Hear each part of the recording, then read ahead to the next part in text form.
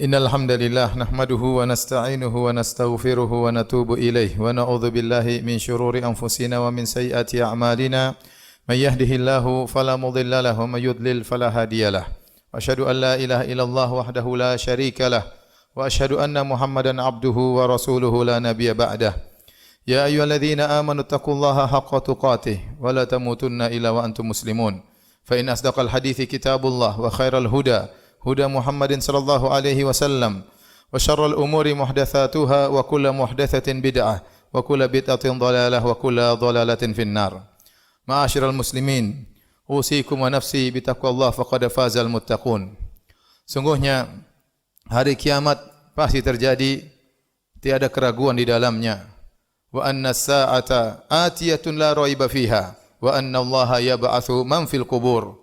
Sungguhnya hari kiamat pasti akan datang, tiada keraguan di dalamnya, dan sungguhnya Allah akan membangkitkan manusia-manusia dari kuburan mereka. Setelah manusia dibangkitkan, dan setelah kita dibangkitkan, maka Allah akan membalas segala amal perbuatan yang kita lakukan, sesuai dengan catatan yang telah mencatat segala perbuatan kita selama di dunia. Allah Subhanahu wa taala berfirman, "Inna nahnu nuhyil mauta wa naktubu ma qaddamu wa atharahum wa kulla syai'in ahsaynahu fi imamin mubin." Sungguhnya kamilah yang akan membangkitkan mayat-mayat, dan kami telah mencatat ma qaddamu, apa yang telah mereka kerjakan selama di dunia, baik kebaikan maupun keburukan, wa atharahum, dan bekas-bekas peninggalan mereka, wa kulla syai'in ahsaynahu fi imamin mubin, dan seluruhnya telah tercatat dalam kitab Lauhil Mahfuz. Allah menyatakan dalam ayat ini dalam surat Yasin bahwasanya Allah mencatat ma qaddamu, yaitu apa yang telah dilakukan oleh manusia selama kehidupan mereka, baik kebaikan maupun keburukan. Semuanya tercatat, tidak ada yang terluput dari catatan Allah Subhanahu wa taala. Selain itu Allah mengatakan wa atharahum, Allah juga mencatat bekas-bekas peninggalan mereka. Adapun makna firman Allah wa atharahum, bekas-bekas peninggalan mereka, maka ada dua penafsiran di kalangan para ulama. Yang pertama yaitu Allah mencatat bekas-bekas jejak-jejak kaki mereka. Karena athar dalam bahasa Arab artinya bekas jejak yang pernah dipijak oleh kaki. Dan ini menunjukkan Allah mencatat seluruhnya. Ya, jangankan amalan, bahkan bekas jejak kaki yang mungkin terkena angin, yang mungkin terhapuskan karena terkena air atau debu, itu pun dicatat oleh Allah Subhanahu wa taala. Maka langkah-langkah kita menuju kebaikan dicatat oleh Allah, langkah-langkah kita menuju keburukan juga dicatat oleh Allah Subhanahu wa taala. Dalam hadis yang sahih, tatkala Bani Salimah mengetahui ada tempat lokasi yang kosong dekat Masjid Nabawi, maka mereka ingin pindah rumah agar dekat dengan Masjid Nabawi. Maka Nabi SAW bertanya kepada mereka, "Innahu qad balagani annakum turiduna an tantakhilu qurbal masjid." Telah sampai kabar kepadaku bahwasanya kalian wahai Bani Salimah, ya, hendak pindah rumah untuk tinggal dekat Masjid Nabawi. Maka mereka berkata, "Na'am ya Rasulullah, inna aradna dzalik." Benar wahai Rasulullah, kami ingin pindah rumah dekat Masjid Nabawi. Apa kata Nabi sallallahu alaihi wasallam? "Ya Bani Salimah, diyarakum tuktab atharukum. Diyarakum tuktab atharukum." Yaitu Nabi berkata, "Wahai Bani Salimah, tetaplah di rumah kalian yang lama karena rumahnya agak jauh. Kalian berjalan kaki menuju Masjid Nabawi, dicatat jejak kaki kalian pulang dan pergi." Sehingga Nabi tidak menganjurkan mereka untuk pindah rumah dekat Masjid Nabawi. Ini menunjukkan langkah kaki seorang menuju masjid, pulang dan pergi, dicatat oleh Allah Subhanahu wa taala. Allah juga berfirman tentang para mujahidin dalam surat Taubah, kata Allah Subhanahu wa taala, "Wala yaqta'una wadiyan illa kutiba lahum." Tidaklah mereka melewati lembah-lembah dalam perjalanan mereka, baik pergi menuju peperangan atau pulang dari peperangan, kecuali dicatat amal saleh bagi mereka. Nah, kalau bekas kaki dicatat oleh Allah Subhanahu wa taala, bagaimana lagi dengan amalan yang dilakukan oleh seseorang? Apalagi perkataannya, apalagi perbuatannya, tentu dicatat oleh Allah Subhanahu wa taala. Maka seorang waspada, jangan dia melangkahkan kakinya menuju kemaksiatan, karena langkah kakinya menuju kemaksiatan, safarnya menuju tempat jauh untuk bermaksiat, semua tercatat di sisi Allah Subhanahu wa taala dan tidak ada satupun yang terluputkan. Oleh karenanya, saya ulangi lagi, kalau bekas kaki dicatat, apalagi amalan seorang. Allah Subhanahu wa taala berfirman tentang perkataan Luqman kepada putranya, "Inna ya bunayya innaha in takum mithqala habatin min khardalin fatakun fi sakhratin aw fis samawati aw fil ardi ya'ti biha Allah. Innallaha latifun khabir." Wahai putraku, kata Luqman kepada putranya, Seandainya ada satu amalan yang beratnya seberat biji sawi, kecil, fatakun fi sakhratin. Kemudian amal tersebut atau biji sawi tersebut tersembunyi dalam suatu batu yang besar. Tidak ada yang lihat, dalam batu tersembunyi. Au fis samawat, atau berada di ruang angkasa sana. Au fil ardi, atau terbenam dalam bumi. Ya'ti biha Allah, Allah akan datangkan. Oleh karenanya amal apapun yang kita lakukan, sekecil apapun, meskipun kita sembunyikan, meskipun kita tutup rapat-rapat, baik itu amal kebajikan maupun amal keburukan, akan Allah hadirkan pada hari kiamat kelak. Ini tafsir yang pertama dari atharakum. Kemudian tafsir yang kedua, wa naktubu ma qaddamu wa atharahum, tentang atharahum, yaitu maksudnya adalah apa-apa yang terjadi karena sebab seseorang, baik kebaikan maupun keburukan. Seseorang terkadang gara-gara dia timbul banyak kebaikan, maka meskipun dia sudah meninggal dunia, kebaikan tersebut masih berjalan, maka dia terus akan menerima pahala dari kebaikan-kebaikan yang muncul karena sebabnya. Oleh karenanya Nabi SAW bersabda, "Man sanna fil islami sunnatan hasanatan, falahu ajruha wa ajru man amila biha min ba'dihi. La yanqusu min ujurihim syai'." Kata Nabi SAW, barang siapa yang mencontohkan contoh kebajikan dalam Islam, maka baginya pahala kalau dia melakukannya, dan pahala bagi dia juga pahala orang-orang yang mengikutinya, tanpa mengurangi pahala orang-orang tersebut. Oleh karenanya orang yang mencontohkan kebaikan, mengajarkan kebaikan, ya, misalnya dia mengajar seorang anak kecil bagaimana cara salat yang benar, maka anak ini kemudian salat sampai meninggal dunia, seluruh pahala salatnya ngalir kepada dia. Mungkin dia mengajar baca Quran bagi anak-anak, ngajar Al-Fatihah, maka anak ini sejak kecil sudah hafal Al-Fatihah melalui mulutnya.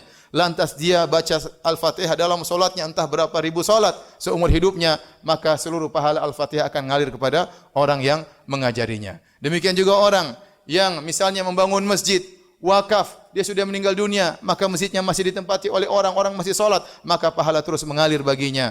Maka benar sabda Nabi SAW, "Idza mata ibnu Adam, inqata amaluhu illa min thalath." Jika anak Adam telah meninggal dunia, terputus amalannya kecuali dari 3 perkara. Sedekahun jariyah, sedekah jariyah, maksudnya wakaf, ya. Apakah dia wakaf buku, apakah dia wakaf masjid, apakah dia wakaf rumah untuk anak-anak yatim, ya, wakaf. Apakah dia bangun gali sumur sehingga airnya terus mengalir, ya. Apakah dia wakaf ilmu, ya. Maka terus mengalir baginya. Sedekahun jariyah, ilmun yuntafa'u bihi, ilmu yang bermanfaat, ya. Dia berdakwah, kemudian dakwahnya didengar oleh orang banyak mendapat hidayah, ya, atau dia menulis bukunya, ya, dia sudah meninggal dunia, bukunya masih dibaca oleh orang sebagaimana para ulama. Mereka telah meninggal mungkin ratusan tahun yang lalu, mungkin ada 1000 tahun yang lalu, tetapi buku-buku mereka masih dibaca, dimanfaatkan oleh manusia hingga saat ini. Kemudian waladun salihun yad'u lahu, anak soleh yang mendoakannya. Oleh karenanya seorang berusaha, ya, selain dia beramal soleh, dia berusaha melakukan sebab-sebab kebaikan. Bisa jadi timbul kebaikan gara-gara perkara yang dia tidak sangka. Mungkin gara-gara satu nasihat yang dia sampaikan, seorang tergerak untuk melakukan kebajikan. Contoh, Al-Imam Al-Bukhari rahimahullahu ta'ala. Kenapa dia menulis kitabnya Sahih Al-Bukhari? Gara-gara satu kalimat yang dia dengar. Kata beliau Al-Imam Al-Bukhari rahimahullahu ta'ala, "Kunna inda Ishaq bin Rahuya." Suatu hari kami, para muhaddithin, berkumpul di rumah Ishaq bin Rahuya, salah seorang ulama, Ishaq bin Rahawai. Kemudian dia berkata, "Lau jama'tum kitaban mukhtasaran li sahihi sunnatin Nabi sallallahu alaihi wasallam." Coba kalau ada di antara kalian yang mengumpulkan kitab yang mengumpulkan hadis-hadis sahih saja dari sunnah-sunnah Nabi sallallahu alaihi wasallam. Apa kata Imam Al-Bukhari? "Fa waqa'a dzalika fi qalbi. Fa akhadhtu bi jam'i al-jami' as-sahih." Maka nasihat Ishaq bin Rahawai tersebut masuk di hatiku, maka aku mulai mengumpulkan hadis-hadis sahih, maka jadilah kitab Sahih Al-Bukhari yang bermanfaat bagi kaum muslimin hingga saat ini, semuanya gara-gara satu kata yang diucapkan oleh Al-Imam Ishaq bin Rahawai. Bisa jadi kita berkata sesuatu, kita motivasi seorang, kemudian dia bersemangat, mungkin dia umrah, mungkin dia haji, gara-gara satu kata yang kita ucapkan, maka itu bermanfaat bagi kita tatkala kita masih hidup maupun terlebih lagi setelah kita meninggal dunia. Ada seorang Filipin, dia membaca sebuah kitab tentang tauhid, kitab kecil, kemudian dia masuk Islam. Setelah dia masuk Islam, kemudian menjadi dai.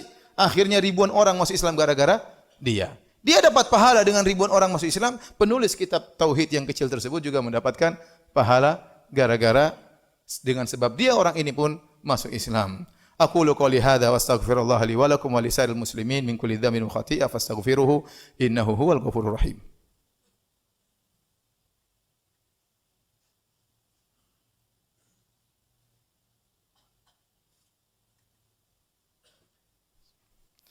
Alhamdulillahi ala ihsani wa syukru lahu ala taufiqihi wa amtinanihi wa asyhadu an la ilaha illallah wahdahu la syarika lahu ta'ziman li sya'nihi wa asyhadu anna Muhammadan abduhu wa rasuluhu da'ila ridwanihi. Allahumma shalli alaihi wa ala alihi wa ashabi wa ikhwani. Hadirin ma'asyiral muslimin, sebagaimana seorang setelah meninggal bisa dicatat kebaikan terus yang mengalir, sebaliknya seorang setelah meninggal di kuburan bisa jadi dosa terus mengalir kepadanya. Sebagaimana ada pahala jariyah, ada juga dosa jariyah. Oleh karenanya Nabi SAW bersabda, "Wa man sanna sunnatan sayyi'atan falahu wizruha wa wizru man amila biha min ba'dihi min ghairi an yanqusu min ujurihim syai'." Kata Nabi SAW, barang siapa yang mencontohkan contoh yang buruk, bagi dia dosanya dan dosa orang yang mengikutinya sampai hari kiamat tanpa mengurangi dosa-dosa mereka sama sekali. Nabi SAW juga pernah bersabda, laisa min nafsin tuqtalu zulman illa kana li ibni Adam al-awwal kiflun min damiha li'annahu awwala man sannal qatl." Kata Nabi SAW, tidak ada satu jiwa pun yang terbunuh dengan kezaliman kecuali anak Adam yang pertama juga dapat dosanya, karena dia yang pertama kali mencontohkan bagaimana cara membunuh. Dia yang pertama kali membunuh. Semua orang membunuh setelah itu karena kezaliman, dosanya juga mengalir kepada anak Adam yang pertama kali mencontohkan membunuh.